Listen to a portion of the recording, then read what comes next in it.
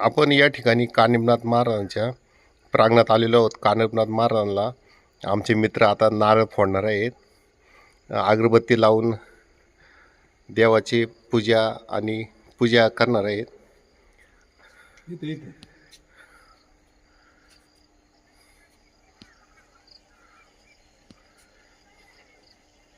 तर काय झाले मित्रांनो, आपल्या महाराष्ट्र सरकारने सांगितलं जुन्नर, आंबेगाव, खेड आणि शिरूर तालुक्यातील लोकांना 31 ऑक्टोबरच्या नंतर सर्वांना दिवसा वीज मिळणार आहे, जेणेकरून लोकांना दिवसा पाणी भरता येईल। रामकृष्ण हरी बोला, पुंडलिकावर हरी विठ्ठल, श्री ज्ञानदेव तुकाराम पंढरनाथ भगवान की जय, माऊली ज्ञानेश्वर महाराज की जय, जगद्गुरु तुकाराम महाराज की जय, कानिफनाथ महाराज की जय।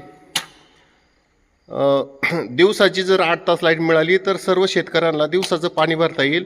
जुन्नर, आंबेगाव, खेड आणि शिरूर या तालुक्यामध्ये बिबट्याचं इतकं मोठं प्रमाण वाढलेलं आहे की आम्ही दिवसातून 2 वेळा बिबटे पाहतो आणि बिबट्याने फार मोठा धुमाकूळ घातलेला आहे ह्या उत्तर पुणे जिल्ह्यात। त्यामुळं आमच्या मित्रांनी देवाला अशी प्रार्थना केलेली आहे का महाराष्ट्र सरकारने जे आश्वासन दिलेलं आहे ते 31 ऑक्टोबरपर्यंत पूर्ण हो, अशी अपेक्षा कानिफनाथ चरणी आम्ही